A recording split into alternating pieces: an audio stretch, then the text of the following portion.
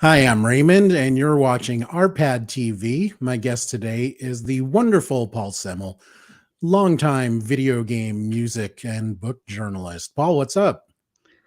It's always funny to me when I hear people say the wonderful Paul Semel because it always makes me think there's like a crappy Paul Semel out there There, somewhere, like there definitely is. like in an alternate universe. There's No, I'm, I'm I'm thinking like France.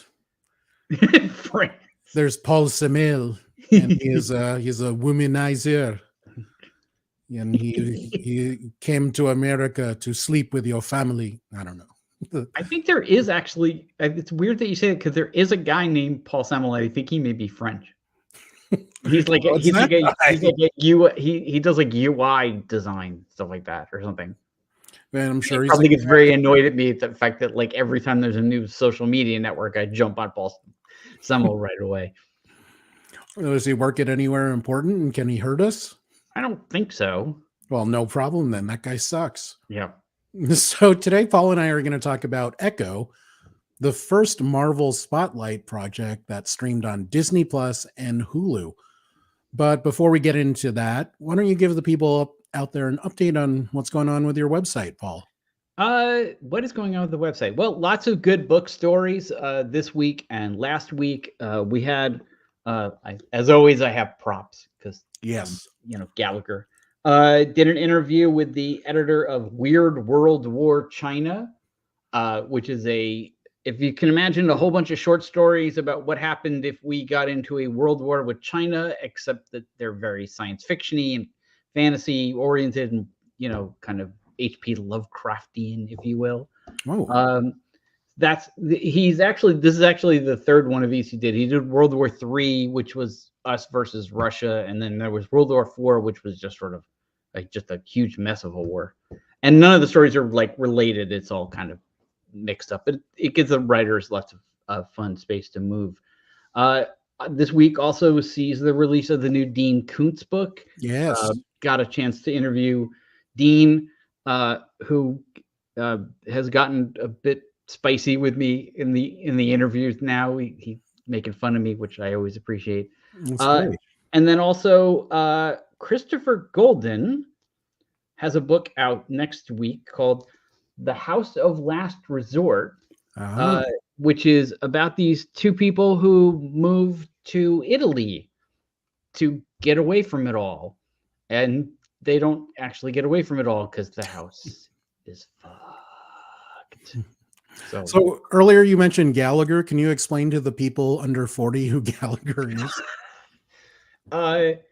Gallagher was he's not around anymore, right? I think he I think passed. he passed away. Yeah, he was a very famous prop comic, and his signature bit was at the end of his show, he would bring out a watermelon and smash it with a giant mallet. Yeah. And people would actually go to the shows and they would bring ponchos. It was kind of like a Guar show, if you remember Guar. I mean, I think a more modern but still out of date reference would have been Carrot Top. Yeah, well, Carrot Top, like Gallagher was kind of like what led to Carrot Top. Like, Yes, absolutely. But yeah, he was a weird kind of comedian. And then did you ever hear the whole story about Gallagher 2? His brother, right? Yeah. Yeah. His brother, who looked a lot like him, decided to cut his hair like him and go out as Gallagher 2 and try to make a living. And then Gallagher sued him, but the mom sided with the brother, who was like, why can't you just let your brother go out and be you sometimes? And yeah, so. This is the problem with comedians with brothers. Oh, wait. No, Tony Rock is pretty funny. But anyway, Echo. Why don't we start with the thread size review, since we don't want to use Twitter? Oh, yeah. My thread sized review is meh. Fair enough. Mine would be, well, I liked it better than Secret Invasion. And honestly, I liked it better than most. But I wanted to ask you, Paul, what's your background with the Echo character? Did you read her in the comics, or was Hawkeye your first experience with her? It's funny because I was thinking about that before I watched the show, and I've been reading comics for 14,000 years now. And a lot, Daredevil is one of my favorite characters, and I don't remember ever reading any comics with her in it. I couldn't for the life of me remember any like significant stories where she was a character. Oh wow. And so like for me, I mean, I know I must have. It's just but there happens sometimes with comic books where like you get introduced to a character and it's like, okay, you're not that interesting, so it ends up going in one ear and out the other. And so the first sort of substantial sort of impact that she made was in Hawkeye. But even there, like Hawkeye, she was like the least interesting person in the whole show. Her character, mind you. Yeah. Well, now, granted, she's in a show with Hawkeye and the lady Hawkeye and other cool characters, Florence Pugh is in there, yeah, of course. yeah, Florence, right? The other Black Widow, and even Lady Hawkeye's mom, and like, I mean, even the swashbuckler boyfriend guy who was kind of a putz was like more memorable than Echo. So yeah. So I remember Echo from the comics, and I really like the character. She goes back to the David Mack, Joe Quesada stuff, and her powers in the comics are really different. She's kind of like Taskmaster. So if she sees someone do a move, she can copy it as long as she is physically capable of it. And in the comics, she was a ballerina that she learned through her powers. And she did have the connection with the Kingpin. And she did sub in, I think it was Bendis's run on New Avengers, where she wore the Ronin costume, which was funny because in the Hawkeye series, Hawkeye was Ronin, and that's their connection there. Mm. But I like the character in the comics. I did not like her in Hawkeye because of the power change. And she was just kind of, as you said, she was just kind of forgettable. And as I learned more about the actor, Alaqua Cox, she, that was her first role basically. And she was inexperienced, and it's a new thing. Being an actor is tough. Being a deaf actor with a prosthetic in a famous Marvel action series, it's challenging, even more so. Yeah. So I get why she was forgettable. So I give her a pass for that. How do you think she did in this show? See, I think she was pretty good in both of them, but she didn't have a lot to work. I mean, she was definitely better in the Echo show than in Hawkeye, but in either case, like my problem with the character has nothing to do with her. I thought she did a good job. She just didn't have a lot to work with. And she, and I don't know, maybe that was because she was new and they didn't want to, push her too hard or something. I don't know. But like, I thought that she, I mean, it kind of reminded me of Ms. Marvel, where you had somebody who was basically this character and they just brought her in. She's very, she is also, Native American. She's deaf from birth. She's got the prosthetic leg. Like they didn't have to like add anything. One thing that I was surprised by, especially given that if they were going to change her character, I was surprised that they didn't make her kind of the deaf version of Daredevil. Like in the comics, because that's what the contrast is supposed to be in the comics. But even like more so, like less Taskmaster, but more just like heightened sense of sight. And she can, in the way that Daredevil can hear things that normal hearing person can't, she could see things that a normal sighted person couldn't, or something. I don't know. Like, right. Like when they fight in the comics, they're pretty much even because of their respective powers. Right. If you can picture that. So it's an interesting mix. And then of course, Matt Murdock, being the horn dog he is, has a romantic interest in her human in her alter ego, her real Right. character. So what is with that guy? He gets around. So Yeah, but I mean, I think it's kind of like anytime you have like a TV show, especially one that like has been around for a long time, like you just get characters who like end up like, I mean, how many people has Selma Bouvier on the yeah, I know. Simpsons been with? Like, I mean, like look at the Friends, look at like literally like almost all of them hooked up with each other at some point, except for Ross and Monica. I mean, Not in Jimmy Kimmel's version of the show. I don't know if well, you saw that sketch. But yeah, getting back to Ms. Cox, I was much more impressed with her work on this show. Obviously, she had a lot more to do, sure, but there's a lot more pressure on her because it's her story. And being a deaf actor, she was able to emote so much. Basically using her face and her body. I don't sign. I really wish I learned. yeah, Um, and of course, some of it is subtitled depending on which characters they're communicating.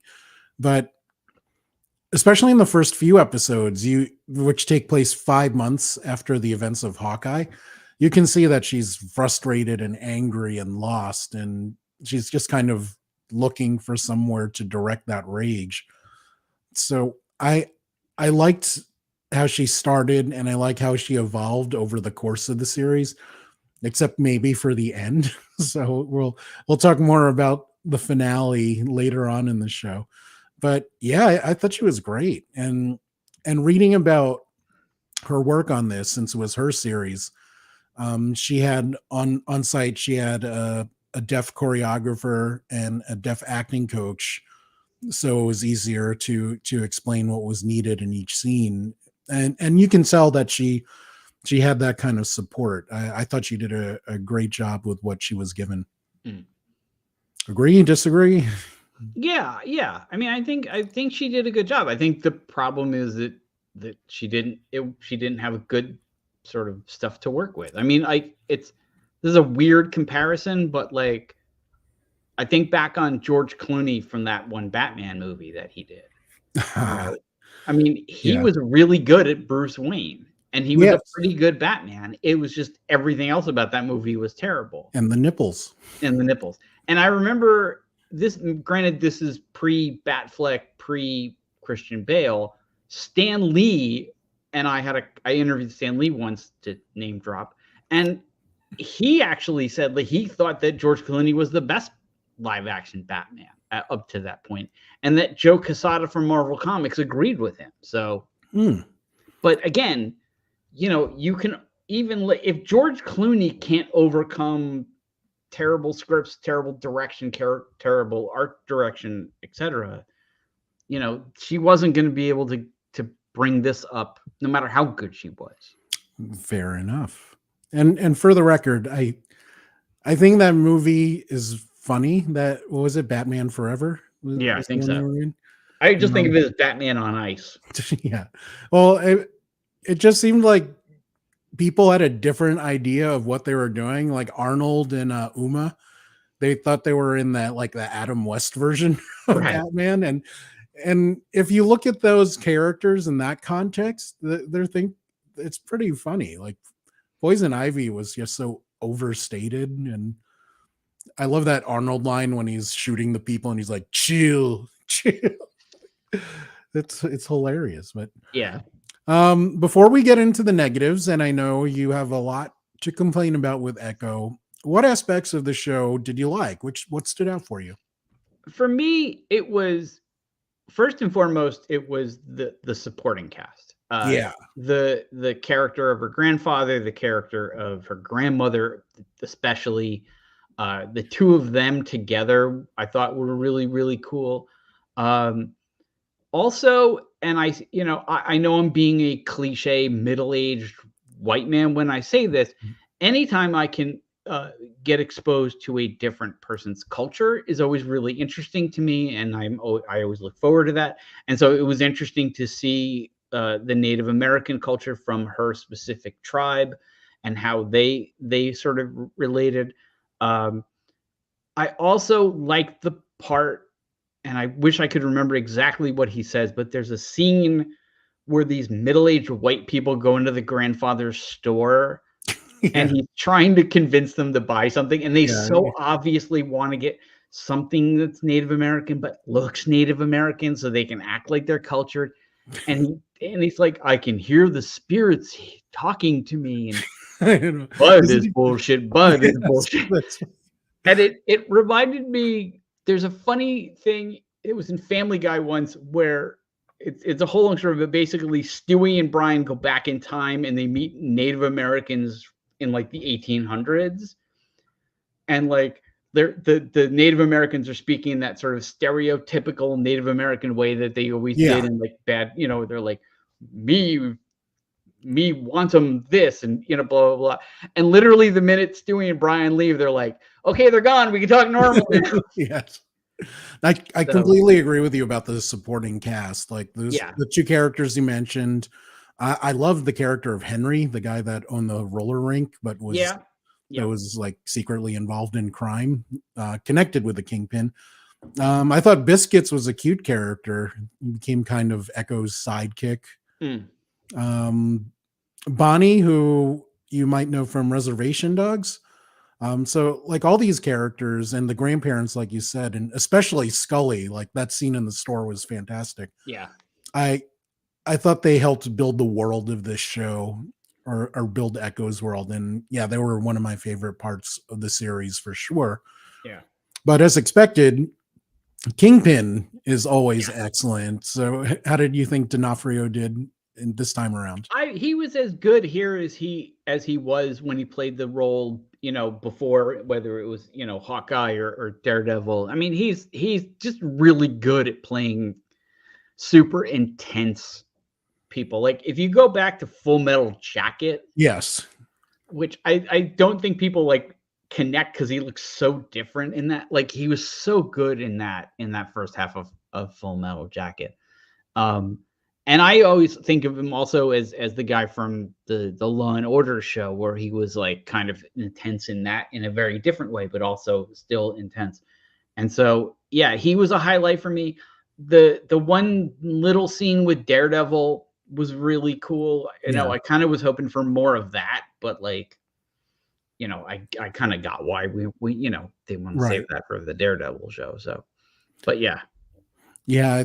Kingpin was tremendous. I mean, D'Onofrio is one of the best superhero castings ever.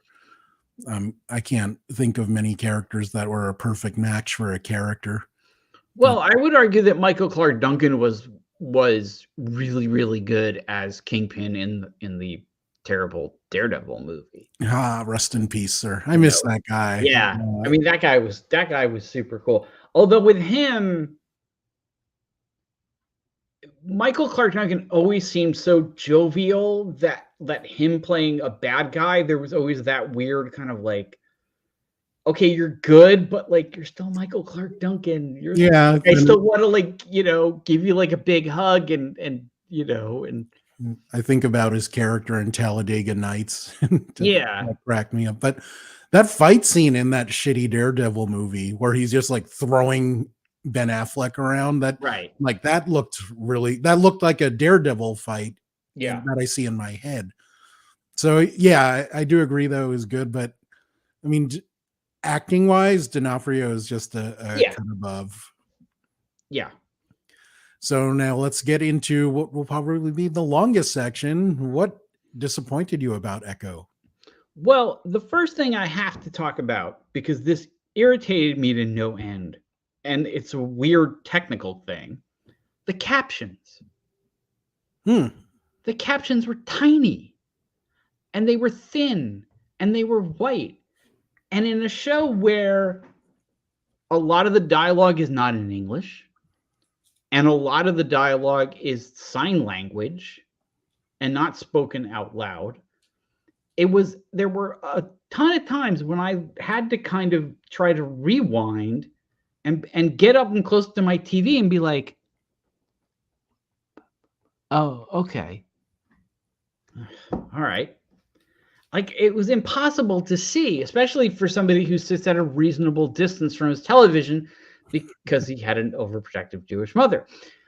And it was weird because I was like, this seems like a kind of thing that they should have fixed before. Like, you know what I mean? Like, it seems such an obvious big part of the show. Like, how do you not catch that? How do you not fix that? For context, how big is your TV and how far do you sit from it?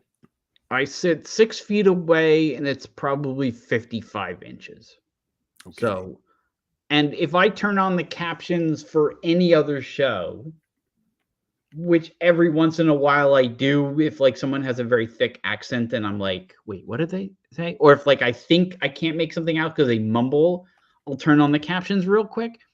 I can see them fine. But Gotcha. in this show, and part of it is not just the size, it was also the fact that it was like the letters were very thin and they were white. So there were a lot of times like it would be like white letters on a white background. Like, how do you not like pick up on this? So that was very weird. Otherwise, for the show, I would just say it was uneventful. Okay. Like, it kind of just, I feel like it didn't matter. And like if we never see this character again, I'm not saying I'd be happy about that, but I don't think I would even notice.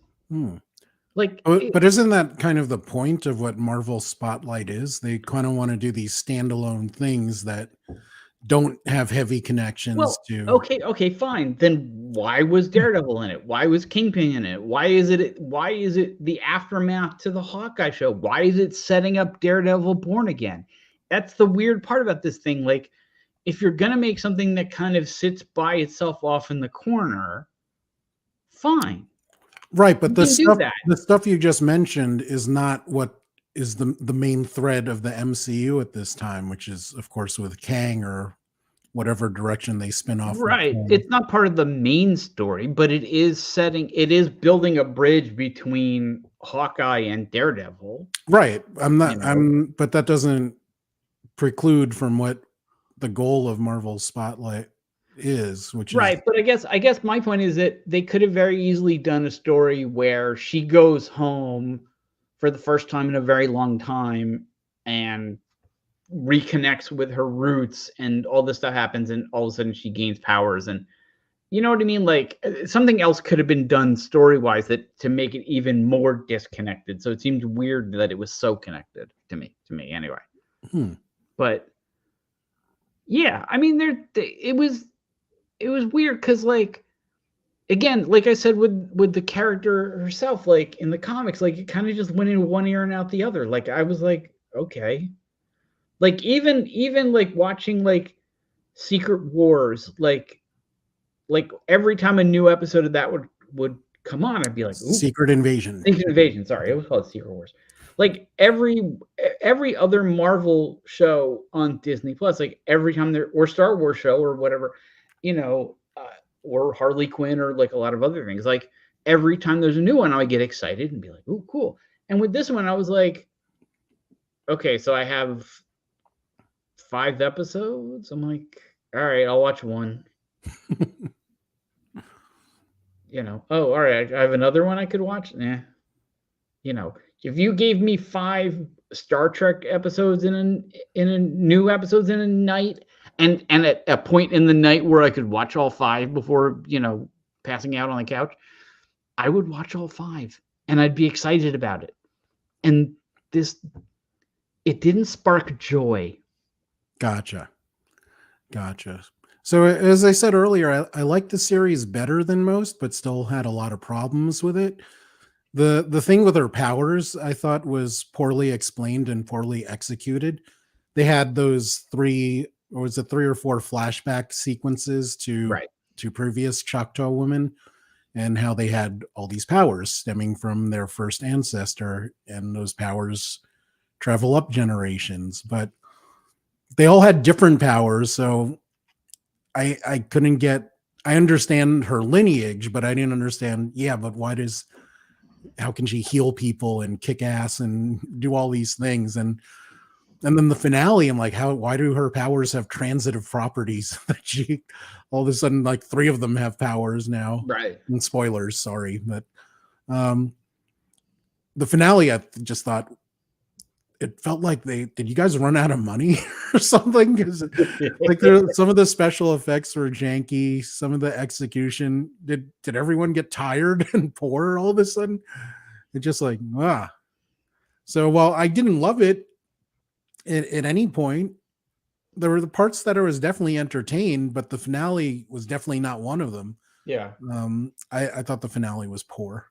Yeah, I mean, not to talk like a meme, but the entertaining parts were entertaining. The seeing, like, the way the other culture lives, and like I said, like we said earlier, the grandparents, the interaction of the grandmother and the grandfather, who are not together anymore, but they still have that relationship, and their relationship to the culture and things like that. Like, all that stuff was cool, but it was like, I'm trying to think of a good analogy. It would be like if you were putting together a pizza and you're like, ooh, I like this and I like that and I like this thing, and then you put it all together and it just ended up being bland as opposed to interesting. So, right, like the supporting cast should not be the best part of the show. No. Right? So, and I think that's the case here.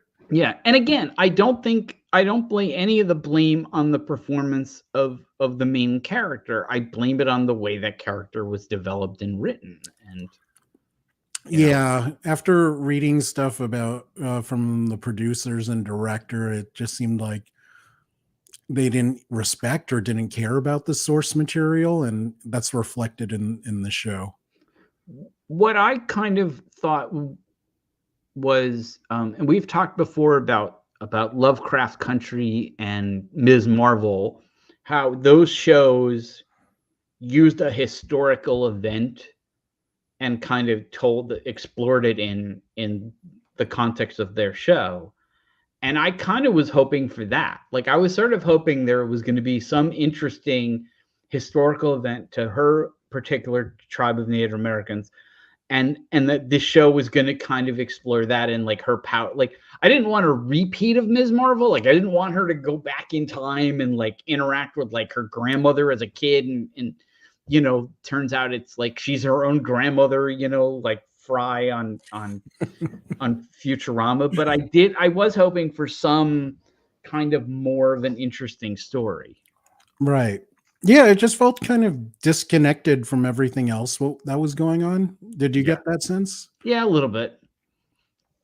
Like, I almost wondered, like, did they want it to make something more connected? Did they want to make something less connected and they couldn't figure out a happy medium? I don't know. Right. And the way they explained her name is that, these powers, they echo over time.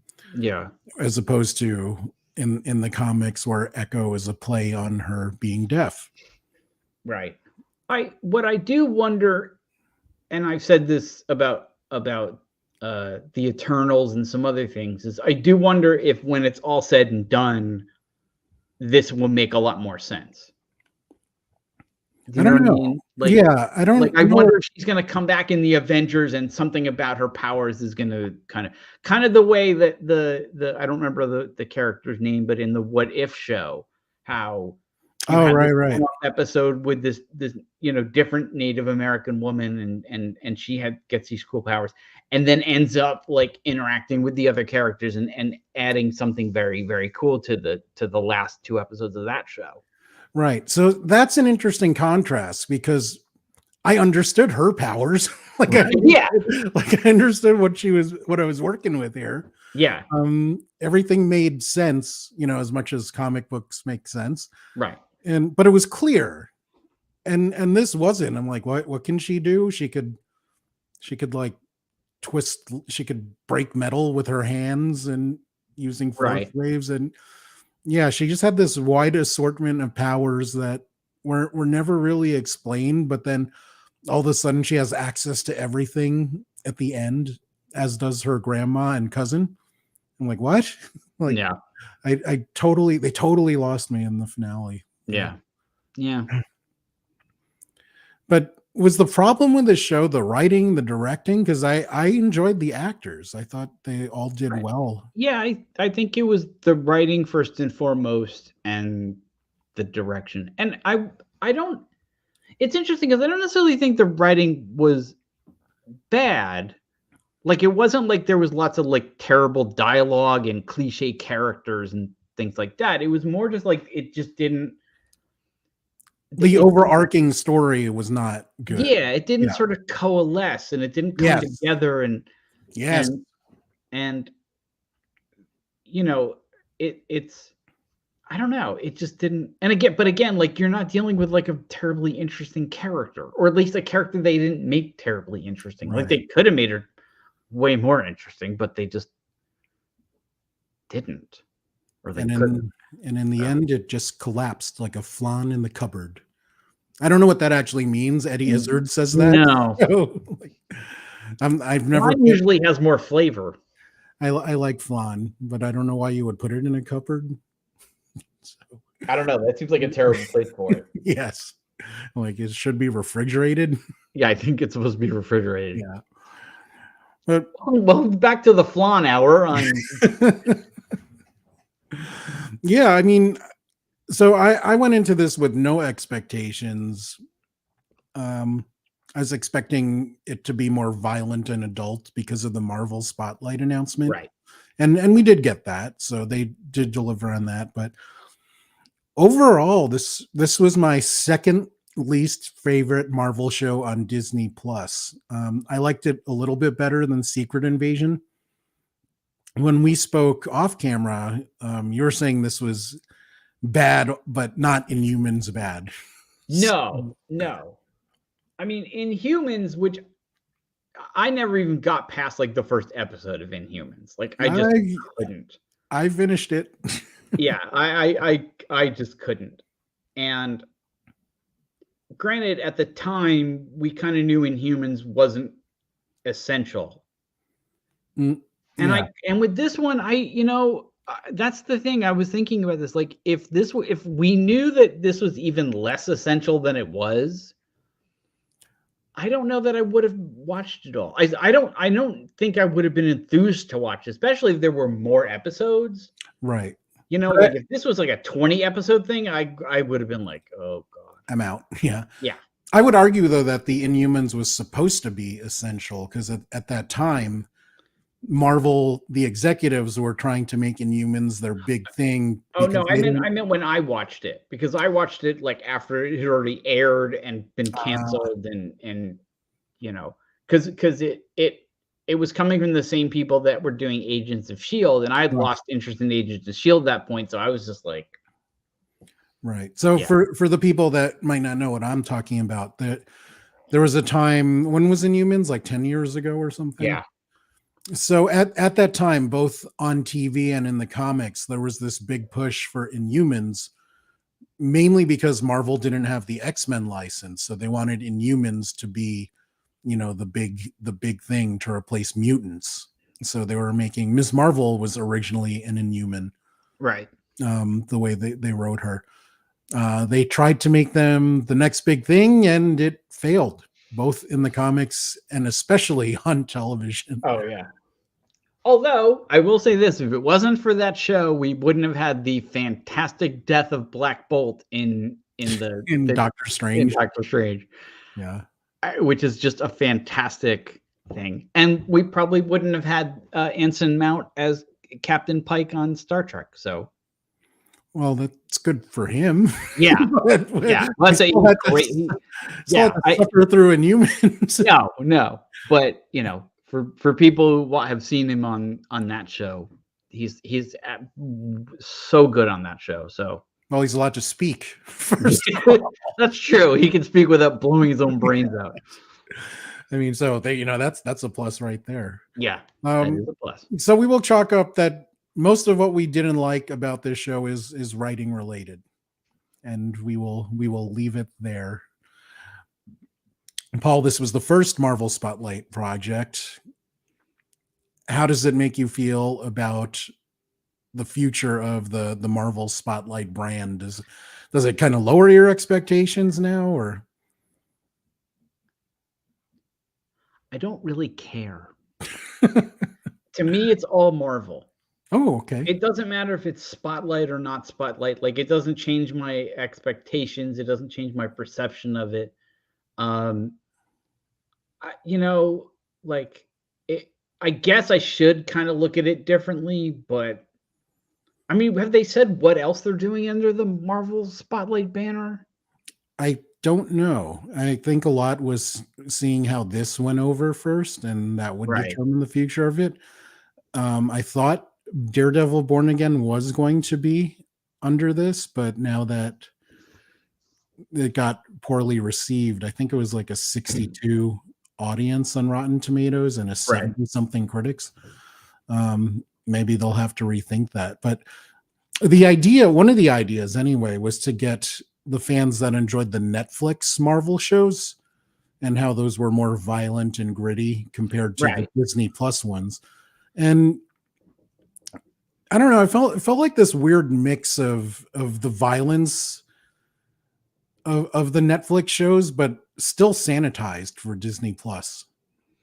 What was the vibe that you got from this Marvel Spotlight project? I think you're kind of right about that. Like if I mean, not that I don't remember the Daredevil shows being like super violent. Like, I Ooh, mean, they were pretty nasty at points. yeah, I don't know. Like when I think of super violent, like the bar for me is like I spit on your grave. Well, You know what I mean? in the I, context of comic book right television, in the context of, well, yeah, but even still, I I mean, look at remember, the Punisher.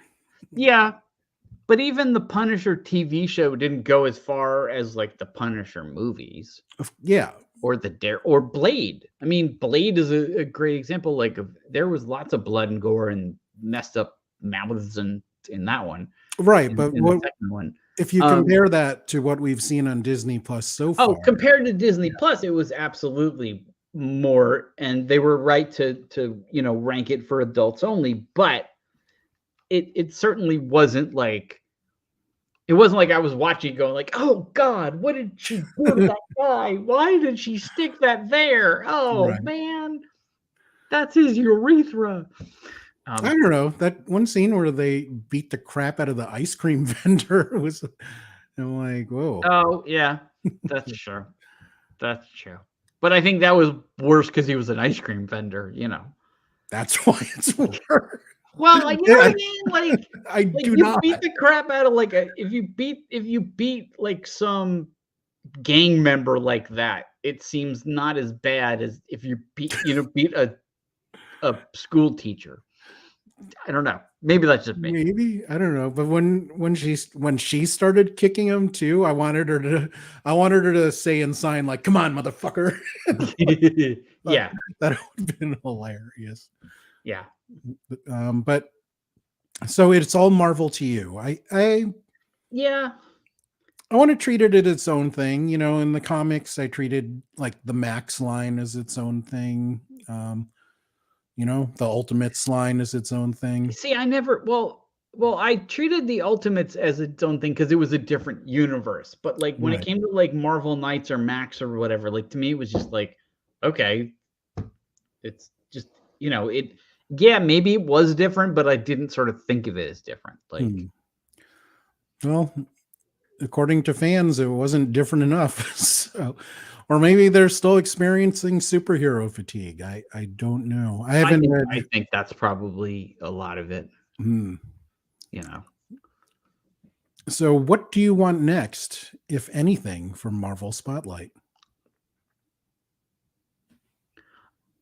I'm hoping that Daredevil will be part of it and that they will actually make it sort of grittier and more raw than what we've been seeing from Marvel, especially lately. Because I think he is a good character for that. Um, Yes. you know, and then I would like to see them bring back some of those other Netflix characters, especially Yeah. Jessica Jones. Yeah. Um, I think it'd be cool if they did the whole Jessica Jones. Uh, oh God, what is his name? what they call him, Iron Fist, and that's not right. The guy she marries. Luke Cage. Luke Cage, thank you. I had a brain fart there. Yeah, like it'd be kind of interesting if they brought those two back and did that whole storyline about them being parents. And It's funny. Ray Carcillo and I were talking about this in another episode and said that we would want to see that, like with Luke Cage and Jessica trying to be superhero parents. yeah, Squirrel Girl is the babysitter, you know, which they did in the comics. right. I would love the hell out of that series. Yeah. But yeah, I kind of am hoping that Marvel Spotlight becomes the home for, in the comics, they call them street level superheroes. Right. So you have your Daredevil, your Moon Knight, Luke Cage, Iron Fist, you know, those kinds of characters where while the Avengers are off in space fighting Galactus and Thanos and stuff like that. Right. Yeah, I was thinking about Moon Knight. Like if they hadn't done Moon Knight, but they were doing it now, they would probably put that out as a Marvel Spotlight.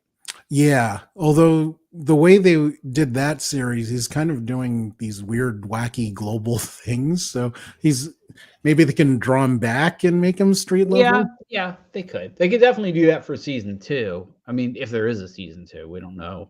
Yeah. But I would love to see that. Yeah. There was a Punisher. It would be interesting to do if they did a Punisher show. Right. I mean, John Bernthal's all about it. Right. Well, I think they've said that he's going to be in Daredevil, but like you have to be, especially in light of recent events, like you have to be really careful with that character. So yeah, at the same, you know, on the one hand, you don't want to glamorize it too much, but at the same time, you don't want to like neuter him. Right. You know, I don't want to neuter any man. No, maybe make him a villain. Well, we'll see. I mean, any other for the baddies, we have Kingpin, of course, who is apparently running for mayor, which is pulled from the comics as well. Any other bad guys you'd like to see in Spotlight that fit into that street level idea? Well, they said that the guy who played Daredevil, Bullseye, is going to come back. For Daredevil. I don't know. I was trying to think of that. Like what kind of, I don't know. Can't think of anybody. I mean, like I did think of Hammerhead, but like, how do you do that in live action? Yeah, that's what I was sort of thinking, because it would be like that Dick Tracy movie where, oh my god, you know, where nobody quite looked right. Yeah, you know, I mean, if he wasn't dead, you could have brought back the oh god, I don't remember what his character. I remember his character name was Lumlow. The captain. He was from the Captain America. Crossbones. Crossbones. Yeah. See, if he wasn't dead, they could have brought him back. He would be cool. I don't know. Interesting. Yeah. I can't think of anybody off the top of my head. No, that's fair. I mean, I like if they're fighting more like organized criminals and stuff like that instead of, you know, guys that are shooting lasers. Right. Well, that's the thing. When the first name that popped into my head when you asked me that question was Carmine Falcone, and then I'm like, no, that's the mobster in the Batman comic. Yeah. But that's kind of where my head went immediately. Was like, they're not fighting some costumed crazy person. They're fighting, you know, like mobsters and you know, organized crime and right. And I think that would make sense if it's a possible way for Marvel Spotlight to go. That's what I'd like to see, at least if the brand continues. Who knows after this? Yeah, I don't know. I mean, I don't necessarily think they're going to bring back the purple guy from Jessica Jones or, you know. Yeah, well, he's kind of busy too, so. Right, and they can't bring back that one guy from Luke Cage because he's Blade, so. Oh, yeah. How do you explain that one? That's my cousin. Yes. Yes. But two fantastic actors, David Tennant and Maharishi Ali. I can't say his first name. Yeah.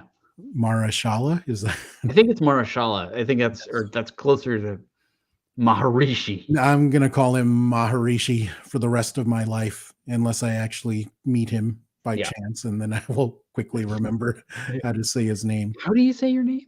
Yes. Oh, okay. Hey Ali, what's up? Like that's what I'll be like.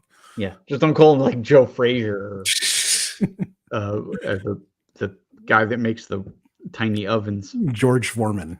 Yeah. Yo, Foreman. I will not call him George Foreman. Yeah, don't do that. So you don't care if you ever see this character again? It's not that I don't care if I see Echo again. It's that I won't notice. Do you know what I mean? Like if we never saw She-Hulk again, or Kate Bishop Hawkeye, or Ms. Marvel, I would be super bummed because I love those characters. You know, I would have been super bummed if we never got to see the other Black Widow, you know, her sister. Right. But this is one of those characters where it's like, you know, even as minor characters go, like there's minor like Darcy. Like if we never see Darcy again, I'm going to be like, oh man, how's Darcy doing? Yeah, I pretty much agree with you. I think the story was not strong enough to make her memorable, and that it doesn't leave me wanting more, which is what a finale of any series or the end of a movie is supposed to do. So yeah, in terms of that, I think they just failed here. Yeah. I do hope she pops up again in other Marvel stuff, but I don't know if she will. I don't know. I don't know what the plans are. Although at this point, the plans are probably somewhat up in the air because of the whole, you know, Kane getting, you know, sent to jail. So yeah. Although I would like to see the family again. You know, it's kind of like how the Khan family is so wonderful. I think I think her family in Oklahoma, especially Scully, who was her grandfather figure, that guy's hilarious. Like when the grandmother comes into the store and he's like, "Oh, why are you here?" and he's trying to be all provocative and doing these dances. Like, I think he's just funny. And that scene you mentioned where the two white people wanted to buy something native, like that was great. Yeah. But yeah, I like all those guys. Henry, Biscuits, I thought was a dear character. I wanted to see if they could have done more with Bonnie, because she was great in Reservation Dogs. She's the best friend, right? Yes. Because she's the voice of the Native American woman from What If. Yes. Which I was sort of, when I was watching it, I was like, it's interesting that they knowingly cast her in both things. Like, are they planning on making her that character? Like, how is that going to work? Or they? Oh, that's interesting. You know, huh? I didn't even think about that. Right, because they could do that. I mean, because Bonnie in the show is not in the same universe as right the What If lady. So yeah, I don't know. Plans upon plans. Yes, that could and only the Kevin Feige AI robot thingy knows. For sure. Yes, if you haven't seen She-Hulk, you should watch the end at least, because it's funny and intelligent, and it just makes fun of this whole crazy world of comics that we all love. Yeah, I was very bummed. I think it was this week. The woman who plays her in that show was like, "Yeah, I don't think we're gonna get to do another one." Yeah. But I know there are plans for that character to turn up in something. Yeah. But who knows what? If so, I think she's supposed to. I think they've said that she's going to turn up in like one of the Avengers movies, or both of them, like at some point. But then again, I mean, she could. I mean, who knows? I mean, there's a lot of places they could bring that character back. I mean, they could do a Hulk show. You know, do a show called The Hulks. You know, where the two of them do something, and Sklar and the brother, you know, the kid is there. The Hulks are like, so this is like Family Ties, but with gamma radiation. Yeah, actually, that's a good question. Do you think they're gonna bring if they actually end up doing that Young Avengers, do you think they would bring Echo into that? No, because she's an adult. Yeah, but so's Kate Bishop. Kate Bishop's like Wasn't 22. wasn't she in college? Yeah, or something. Yeah, she's not kicked out of college, but that was like, by the time they get to the show, she'll be like 23, 24. So she'll be the leader. Like, well, I don't know what the age is in her ages in MCU, but Yeah. no, they'll figure that out. I also think when they talk about Young Avengers, they're somewhat referring to inexperienced superheroes, not just because the idea of putting together a team of teenage superheroes, like yeah. I mean, by the time like Cassie will be, she's in her 20s now, right? So by the time they get to doing that, yeah. So they'll all be in, and Especially Echo will be even older. Right, especially because the actress playing Cassie is possibly going to be Supergirl. Oh, I didn't know that. Yes, it's apparently down to her and Millie Alcock, I think it's pronounced. Oh, wow. From Game of House of the Dragon. House of the Dragon, right? Who's in the first like 3-4 episodes, and hooked up with Doctor Who. Creepily, Uncle Doctor Who, I should say. Uncle Doctor, isn't that in Straight? Yeah, like it's strange. Who am I to judge? No, what he says is, he goes, Mr. It's Doctor Strange. Maybe, but who am I to judge? Yeah. I don't know who came up with that line, but that's pretty genius. They Yeah. deserve whatever bonus check. Mr. Doctor. Yeah. But they could. I could see them bringing Echo into that, especially because, as I've said on your show before and other shows, like I would also like to see them bring the Scarab lady from Moon Knight into that as well.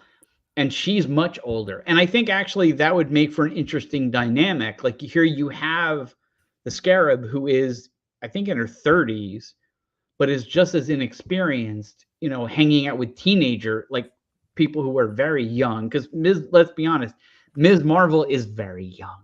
Yes. She's even young for her age in some respects. Yes. So it would be an interesting dynamic to have, say her and She-Hulk, and then you have Echo, and then you also have these like teenagers, like, or very youthful people like, Cassie and Kate Bishop. So I was looking it up just now. Alakwa Cox and Catherine Newton, who plays Cassie, are both 26. I would not have guessed that. Okay. I didn't. Well, I guess that makes sense because Catherine Newton, we've seen her she was in the Pokemon movie. She was in, Blockers, and she's done like a bunch of things. Oh, wait, no, I'm sorry. She's not up for Supergirl. I got that wrong. No, it's the girl from American Housewife. So Cassie is free to play in the Young Avenger. Yeah, so Cassie could play. Yeah, sorry. She kind of looks like the other woman that's up for Supergirl. But it is Millie Alcock and the other one. Gotcha. The other one, yeah.